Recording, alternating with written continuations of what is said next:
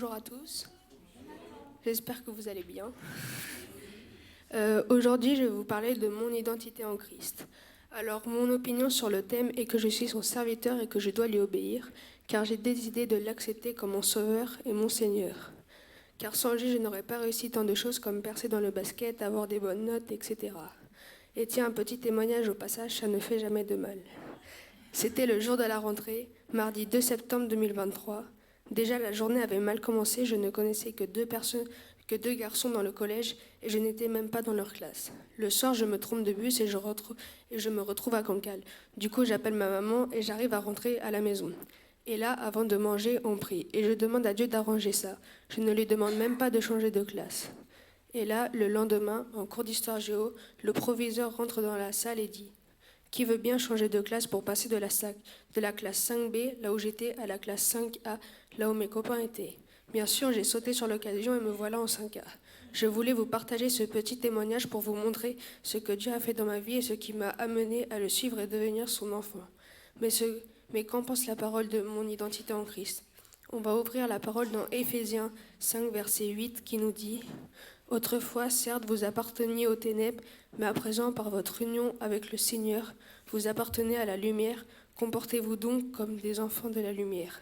En effet, quand on croit en Dieu, notre ancienne identité est morte et notre nouvelle identité en Christ est née. Notre identité renaît.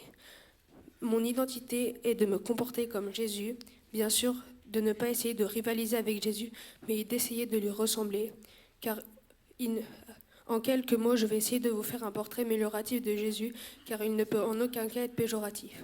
Alors pour moi, Jésus est la personne parfaite sur qui on peut toujours compter. Il est gentil, merveilleux, super, bon, aimant, juste, aimable, parfait, etc. Et j'en oublie bien d'autres.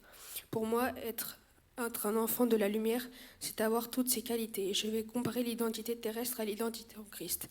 L'identité terrestre est que je suis basketteur parce que je fais du basket, alors que l'identité en Christ n'est pas déterminée par ce que je fais, mais par ce que je suis. C'est-à-dire quelqu'un qui a décidé d'accepter Jésus comme son sauveur et comme son Seigneur. Merci à tous de m'avoir écouté. Bonjour à tous. Bon, grâce à Nathan, je sais que vous allez bien. Donc je ne redemande pas.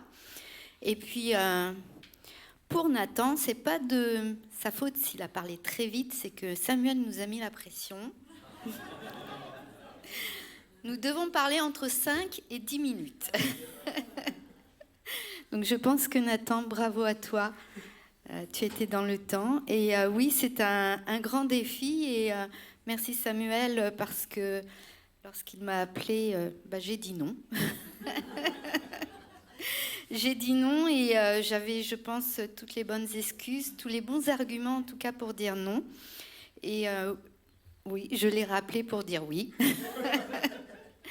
Parce qu'en fait, j'ai pas voulu compter sur moi, mais j'ai voulu compter sur le Seigneur pour vous apporter ce qui est pour moi mon identité en Christ. Et je voudrais vous amener dans Matthieu 5.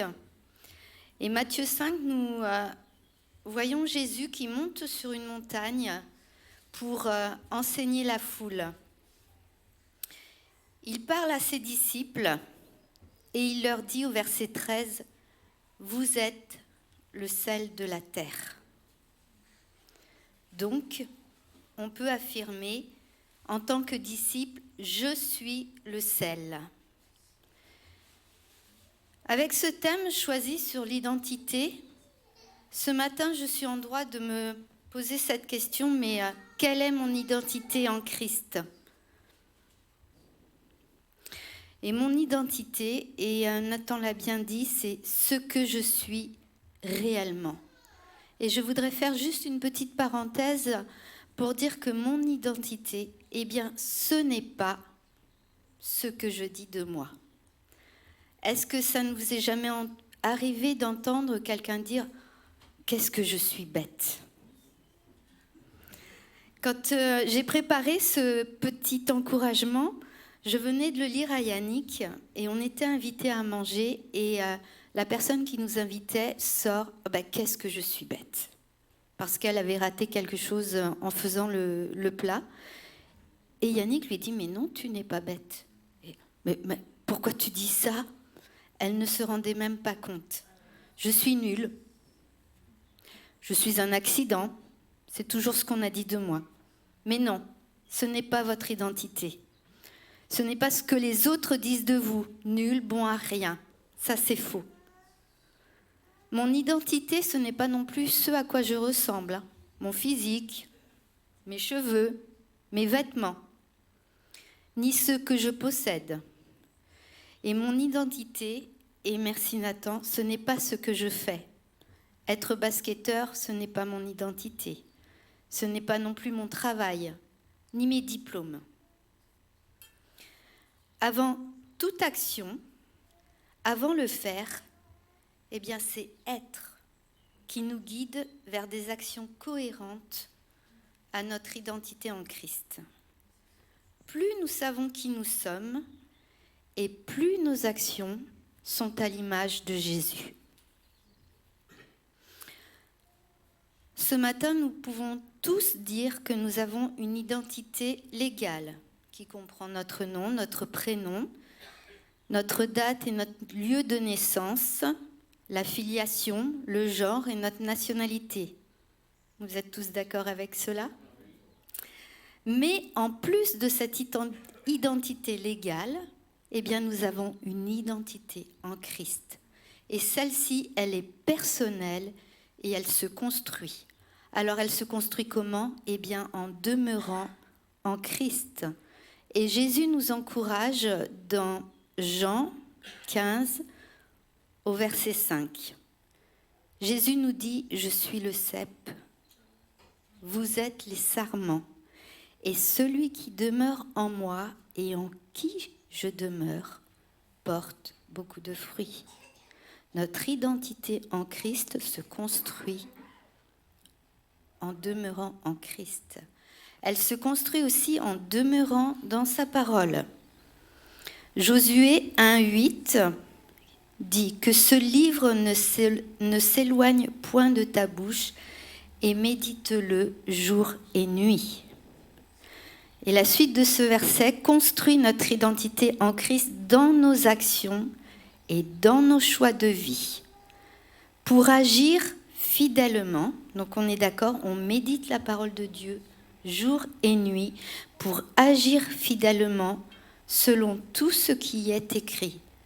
Car c'est alors que tu auras du succès dans tes entreprises et c'est alors que tu réussiras. Et notre identité en Christ se construit également dans les relations que nous avons les uns avec les autres. Tel, pour revenir au sel, l'intérêt du sel, ce n'est pas de rester dans une boîte hermétique, rangée sur une étagère, mais c'est bien de s'en servir pour cuisiner et pour donner de la saveur au plat que l'on cuisine. On le met aussi sur la table, ce sel, en évidence pour pouvoir l'utiliser quand nous en avons besoin. Dimanche dernier, alors je ne sais pas au niveau du temps, j'avais pris... Dimanche dernier, Guillaume prêchait sur notre témoignage. Et je ne vais pas refaire le message, mais un point qu'il a abordé, c'est que notre témoignage est une puissance pour vaincre l'ennemi. Amen. Alors en préparant ce petit encouragement pour vous ce matin, je pensais à un témoignage de 2 chrétiens. Et je vais vous raconter leur témoignage. Alors ces 2 chrétiens, ils se retrouvent emprisonnés à cause de leur foi.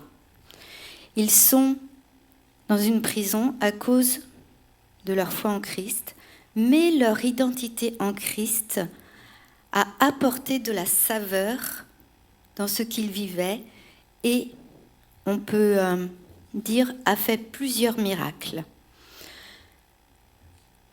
En tant que chrétiens, je trouve que nous avons 2 défis. C'est garder notre saveur quand tout va bien. Je pensais à 3, amour, gloire et beauté.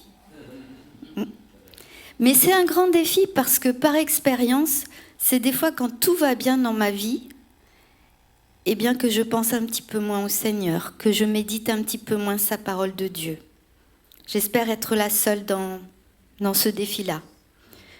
Le deuxième défi, c'est garder notre saveur eh bien quand tout va mal.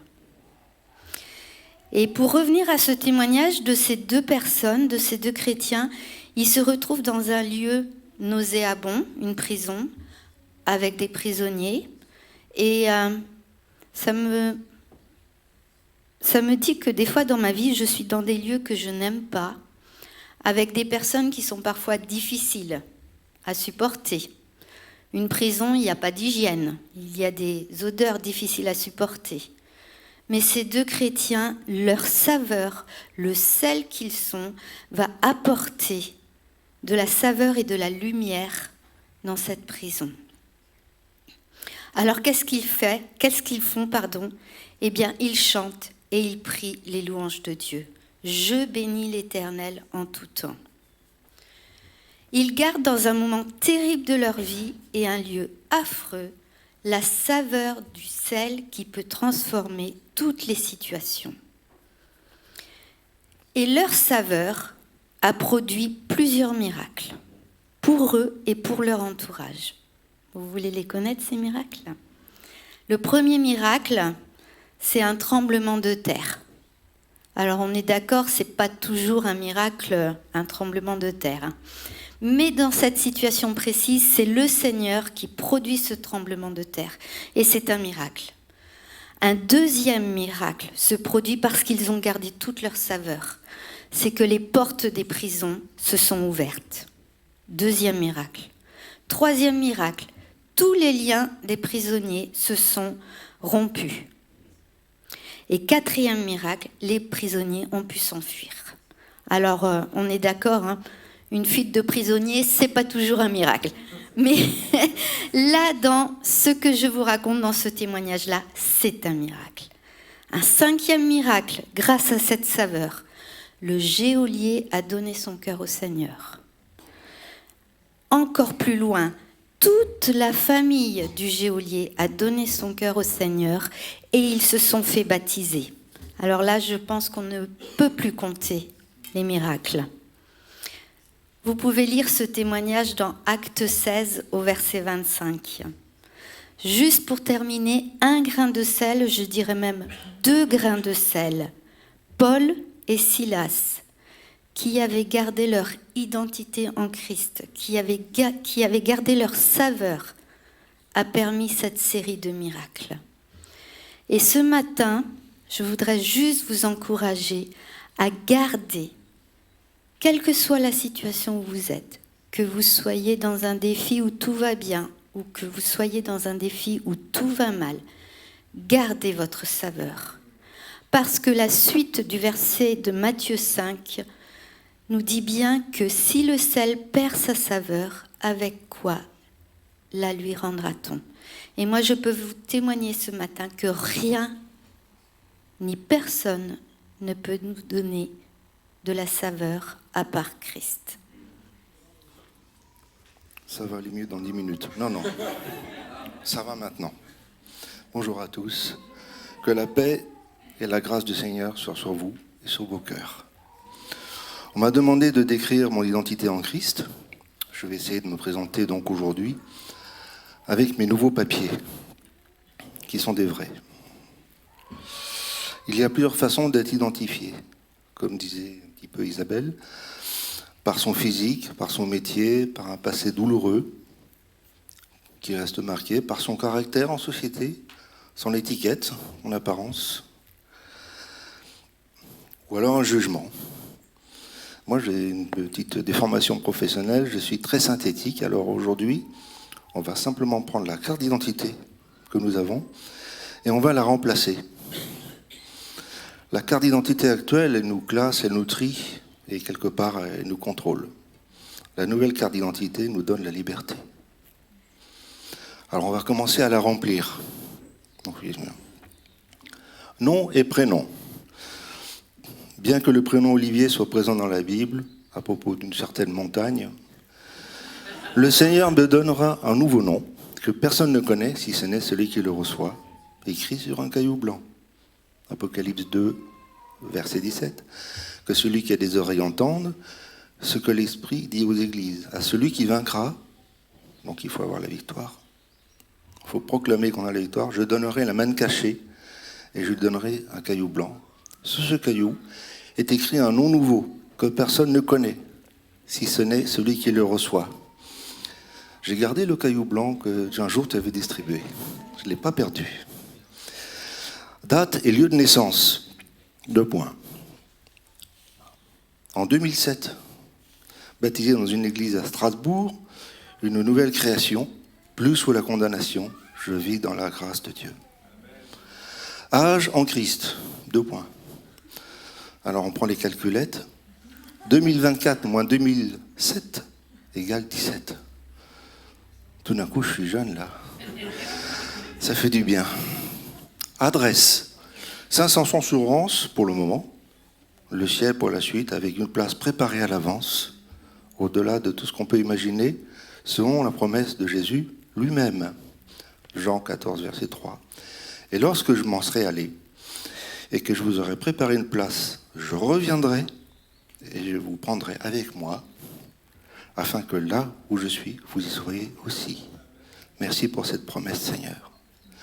Le groupe sanguin, sang royal. J'ai fait les analyses. Donneur universel, nécessite de temps à autre des piqûres de rappel pour éliminer les impuretés, parce que ça peut se glisser. Le combat n'est jamais fini. Compte bancaire, courant. Là, c'est un petit peu plus la carte spéciale. Je croyais que toutes les sommes déposées sur le compte étaient le fruit de mes efforts uniquement. Mais un jour, je découvre que c'est Dieu, Yahvé, Jiré, dans sa provision qui a permis, lui et lui seul, la présence de ses richesses. Mais il les a limitées pour ne pas perdre de vue que les vraies richesses sont à venir dans son royaume, à la future adresse. Marc 10, verset 23. Jésus regarda autour de lui et dit à ses disciples qu'il sera difficile à ceux qui ont des richesses d'entrer dans le royaume de Dieu. Pour aller plus loin, mais je me dépêche, dans l'identité, ajoutons quelques signes particuliers. Là, c'est plutôt pour les... quand on est recherché par la police, tout ça, mais bon, c'est... Jésus-Christ est mon modèle, comme nous tous ici présents. C'est à travers quelques-uns de ces caractères, infiniment nombreux, que je laisse modeler mon identité par le divin potier. Dans son grand chantier, je suis en construction. Jésus seul connaît la date d'achèvement. Racheter le temps, Éphésiens 5, verset 16. Je cherche à renoncer à plus de choses qu'avant, pour lui donner du temps qui lui revient, racheter ce temps, comme on essaie tous de faire. La retraite me laissait présager que je pourrais faire plus de choses. Chouette. J'allais m'engouffrer dans ce temps dispo pour accompagner tout ce que je voulais faire, mes vieux rêves. Erreur funeste. Les horloges s'affolent, le temps passe de plus en plus vite. C'est comme si Jésus me dit de me recentrer sur ses propres affaires. Avancer avec lui, je vais de l'avant vers un avenir éternel, avec quelquefois des pauses. Le temps d'apprendre une nouvelle leçon, parce qu'on en apprend toujours. On met le frein à main, on arrête et on écoute. Une fois que c'est enregistré, ça repart, car le meilleur est à venir, jusqu'à cette place qui nous a préparée, à la nouvelle adresse. Il est mon berger, je suis dans la bergerie, la famille qu'il a rassemblée autour de son nom. Je vais vous faire une confidence, il ne faut le dire à personne. J'ai encore du mal à me représenter ce privilège d'être adopté par lui. Il a vaincu la mort, il a pris sur lui mes péchés. Et encore une autre confidence. J'ai du mal à me représenter ce privilège d'être sauvé par lui. Il est mon roi serviteur. Je le sers à mon tour, sans rien attendre en retour, si ce n'est son regard bienveillant sur moi, comme un bon serviteur. Il est ma protection. En passant par l'armurerie des Éphésiens, où il y a tout le matériel, il me donne ce qu'il faut pour ne pas tomber, moi, et pour être solide, le solide témoin dans ce monde. Éphésiens 6, versets 10 à 20. Vous les connaissez tous. Pour conclure, je dirais que nous avons un grand Dieu qui m'a adopté par grâce et qui m'invite à grandir à ses côtés pour lui ressembler de plus en plus. C'est donc une course de fond, mais il ne faut pas s'essouffler. Ma nouvelle identité prend forme en marchant, jour après jour. Ce qui est bien, c'est qu'avec ça, on n'est jamais vieux, on est toujours jeune. Que je sois fier de lui appartenir et de proclamer son nom avec assurance. Amen.